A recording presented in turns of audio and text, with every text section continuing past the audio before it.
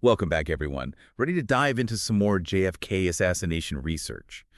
Today, we're exploring some fascinating articles from the third decade. You know, what's really interesting about this case is that even some of the simplest facts, they're still debated even all these years later. Okay, so let's jump right in then.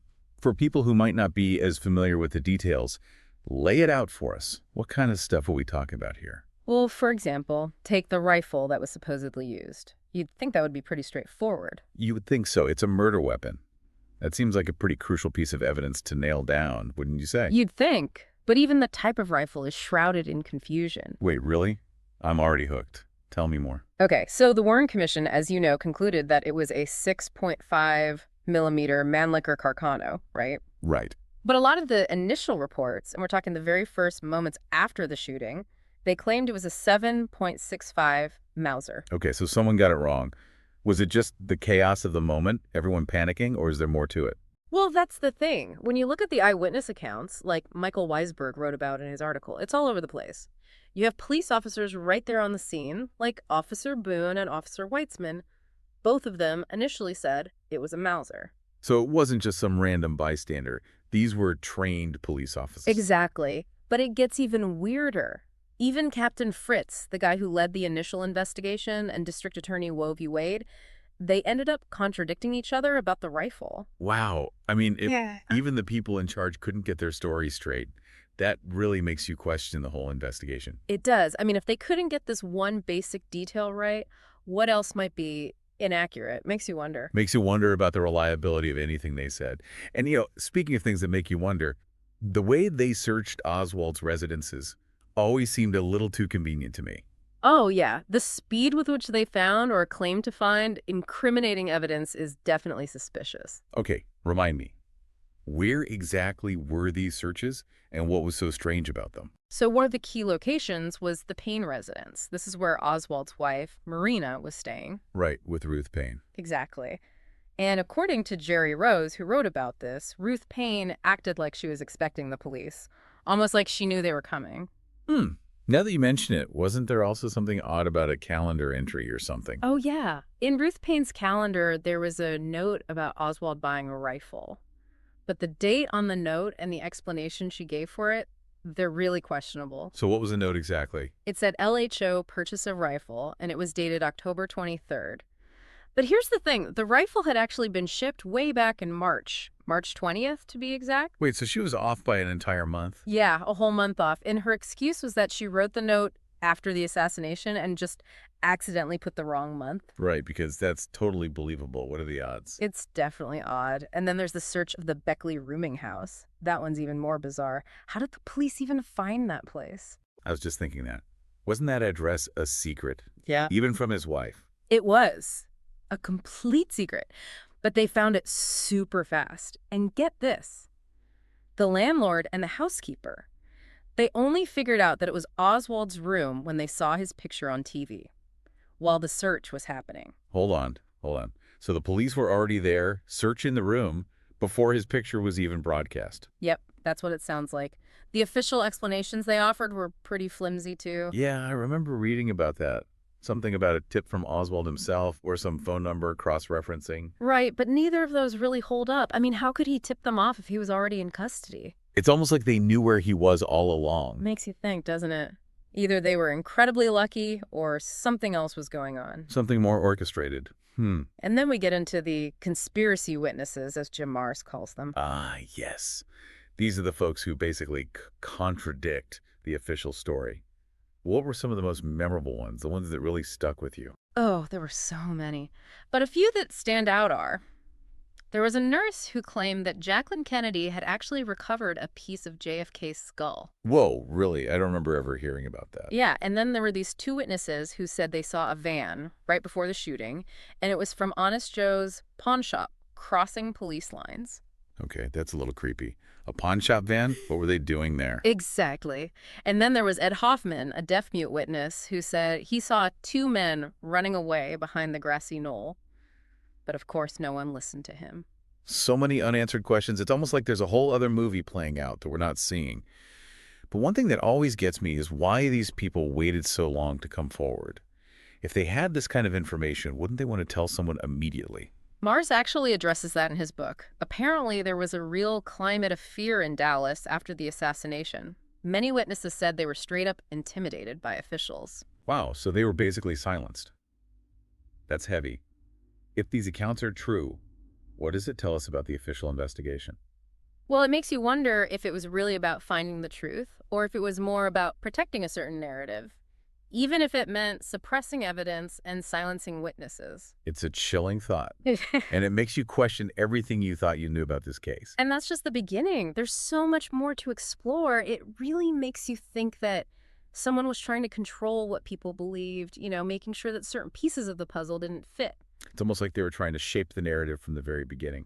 Right. And speaking of shaping the narrative, one of the most iconic pieces of evidence in this whole case are those backyard photos of Lee Harvey Oswald. Oh, you mean the ones where he's holding the rifle on the communist newspaper? Exactly. Those photos were everywhere, right? They were used to paint this picture of Oswald as this, hardcore communist, and to really solidify the image of him as the lone gunman. Yeah, I remember seeing those photos in history books growing up. They were pretty convincing.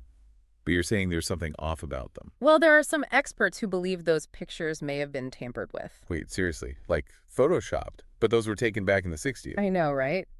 But if you look closely, there are inconsistencies in the shadows, the lighting, even Oswald's posture. Things that just don't add up. So you're saying that key pieces of evidence could have been staged? That's wild. It is. And it makes you wonder what else might have been manipulated or fabricated. If they were willing to doctor photos, what else were they capable of? Okay, this next one is going to sound a little out there, but stick with me. What about this whole idea of Oswald being impersonated? Ah, yes. The Oswald imposter theory. It's definitely one of the more intriguing and controversial aspects of this case. So fill me in. I remember reading about this in Jim Mars's book. He talked about witnesses claiming to have seen two Oswalds, not just before the assassination, but maybe even afterwards. That's right. There are accounts from multiple witnesses who claim to have seen two different men who look like Oswald at the Texas Theater when he was arrested. Hold on, two Oswalds. Are we talking like a body double situation here? Like something out of a spy movie? Exactly. Think about it. The concession stand operator, the assistant manager, even a movie patron, they all described seeing a guy who looked just like Oswald in the theater, but way earlier than he was supposed to be there. And they said he was acting really strange, like changing seats multiple times. So are we saying there was a look-alike running around Dallas, maybe trying to frame the real Oswald? Some researchers believe that's a real possibility. And it gets even weirder because after Oswald was killed by Jack Ruby, there was a second autopsy performed on his body in 1981. Yeah, I remember reading about that. Wasn't it initiated by a guy who was convinced the man killed in Dallas was actually a Soviet double? Yep, that's the one. And here's the kicker. The undertakers who prepared Oswald's body for burial way back in '63, they were shocked when they saw the body during the exhumation in '81.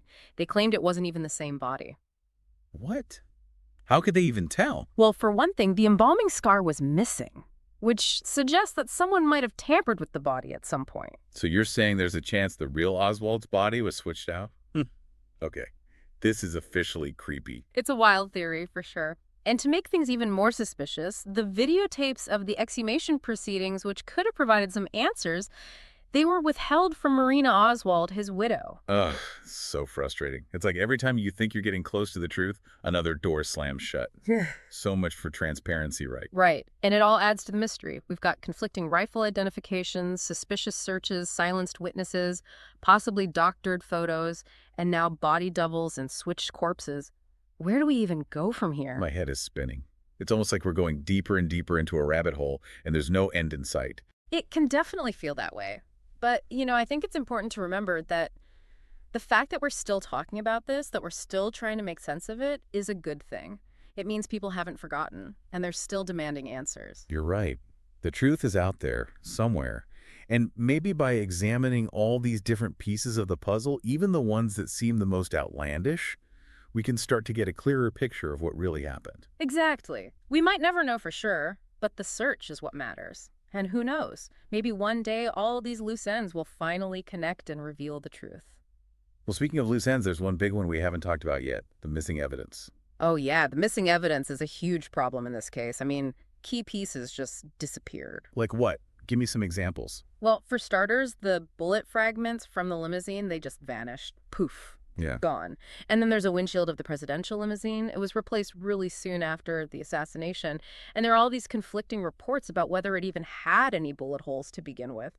It's almost as if someone deliberately destroyed or got rid of evidence to make it impossible to figure out what really happened. That's what a lot of people believe. And it's not just the physical evidence that's missing. There are also questions about the autopsy photos and x-rays. You mean the ones that were supposedly taken during JFK's autopsy? Yep, those ones. There are some pretty serious claims that they were altered or even completely replaced. Some experts even question the authenticity of the brain photos. Okay, now that's just messed up.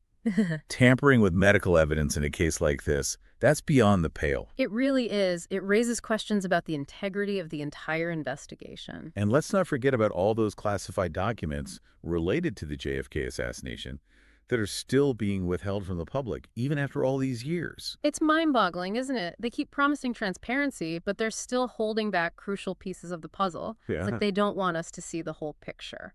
Makes you wonder what they're so afraid of, doesn't it? Speaking of things they might be trying to hide, what about the CIA's role in all of this? The CIA. That's a whole other can of worms. I know, right?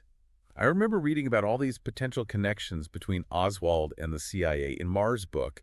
It's like a spider web of intrigue. It really is. Oswald's defection to the Soviet Union, his involvement with pro-Castro groups, that whole trip to Mexico City where he supposedly met with Cuban and Soviet agents, it's all incredibly suspicious. It's hard to know what to believe. But even if we can't definitively prove a direct link between Oswald and the CIA, the very possibility that he was somehow connected to them changes everything, doesn't it? Absolutely. It makes you wonder about the extent of their involvement. Did they know about Oswald's plans? Did they manipulate him in any way? These are questions we deserve answers to. It's like a hall of mirrors. It's hard to tell who's pulling the strings and what their motivations really are. And that's the challenge with this case. There are so many layers, so many potential players, that it's difficult to get a clear picture. With all this talk about the CIA, potentially tampered evidence, missing documents, and a whole cast of characters with shady pasts and unclear motives, it's enough to make anyone a conspiracy theorist. It's definitely tempting to go down that rabbit hole, but I think it's important to approach all of this with a critical but open mind. I agree. We shouldn't just blindly accept the official narrative, but we also shouldn't embrace every wild theory that comes along. Right. It's about finding that balance between skepticism and a willingness to consider alternative explanations. And that's what makes the JFK assassination such a compelling mystery. It challenges us to think critically, to question authority, and to never stop searching for the truth. Okay, so we've talked about all these weird details, things that don't quite add up. But what about the bigger picture? I mean, who would even want JFK dead? And why? Right, that's the ultimate question, isn't it? And that's where we move from just examining the evidence to trying to understand the possible motives and who the players might be. But we have to remember, these are just theories, not proven facts. Of course, of course.